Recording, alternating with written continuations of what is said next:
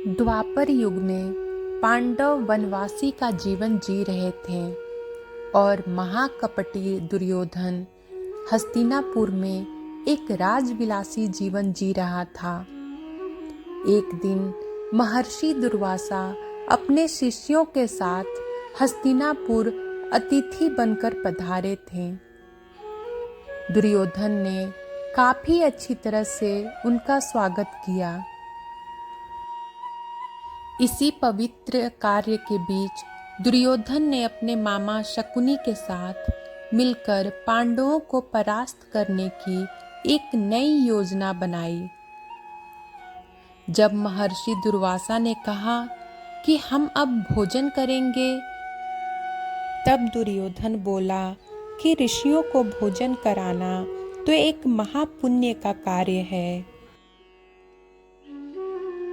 लेकिन महर्षि दुर्वासा, मैं आपसे अनुरोध करता हूँ कि इस महापुण्य को प्राप्त करने का अवसर मैं अपने बड़े भ्राता युधिष्ठिर को देना चाहूँगा। इतना कहकर दुर्योधन ने महर्षि दुर्वासा और उनके शिष्यों को नज़दीक के वन में बसे युधिष्ठिर की कुटिया में भोजन करने के लिए भेज दिया, क्योंकि वह जानता था कि दोपहर के उस समय पांडव द्रौपदी सहित खाना खा चुके होंगे और कुटिया में अन्न शेष नहीं होगा। कुछ ही समय में महर्षि दुर्वासा अपने शिष्यों के साथ पांडवों की कुटिया के सामने थे। वहां युधिष्ठिर ने उनका बड़े आदर के साथ स्वागत किया। महर्षि दुर्वासा ने युधिष्ठिर को दुर्योधन के साथ हुआ अपना वार्तालाप बता दिया और कहा कि मैं और मेरे शिष्य स्नान के पश्चात भोजन ग्रहण करेंगे। इतना कहकर वह सभी ऋषिगण स्नान करने के लिए नदी पर चले गए।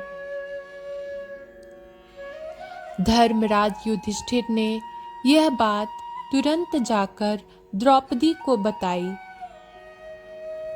द्रौपदी ने कहा, इस वक्त तो हमारे पास कुछ भी भोजन शेष नहीं है। द्रौपदी का दिल यह सोचकर घबराने लगा, अगर ऋषियों को भोजन नहीं कराया तो उन्हें महर्षि दुर्वासा के क्रोध और श्राप का पात्र बनना पड़ेगा। उस कठिन घड़ी में द्रौपदी अपने मित्र सखा कृष्ण को याद करने लगी। उसी वक्त लीलाधर कृष्ण ने द्रौपदी की कुटिया के अंदर प्रवेश किया। उन्हें देखते ही द्रौपदी उनके पास दौड़ती हुई गई और उन्हें अभिवादन करके अपनी समस्या बताने लगी। कृष्ण ने कहा, द्रौपदी, तुम्हारी समस्या को कुछ समय के लिए भूल जाओ और सबसे पहले मुझे कुछ खाने को दो। मुझे बड़ी जोरों की भूख लगी है।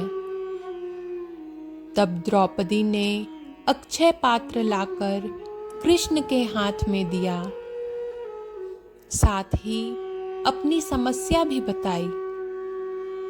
महर्षि दुर्वासा और उनके शिष्य कुछ देर में भोजन करने के लिए आने वाले हैं, लेकिन घर में तो जरा सा भी भोजन शेष नहीं है।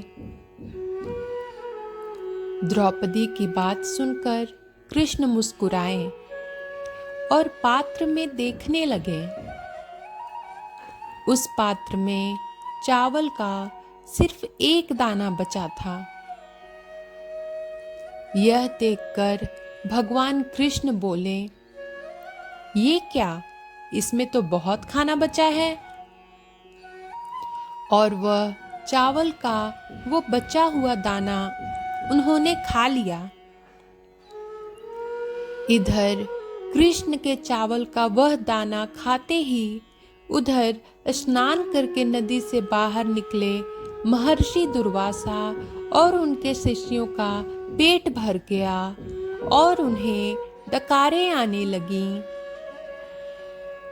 और वो युधिष्ठिर की कुटिया के ओर जाने के बजाय अपनी यात्रा के लिए प्रस्थान कर गए। इस तरह चावल के एक दाने से ही कृष्ण भगवान ने ऋषियों का पेट भरकर उनके क्रोध और श्राप से पांडवों की रक्षा की।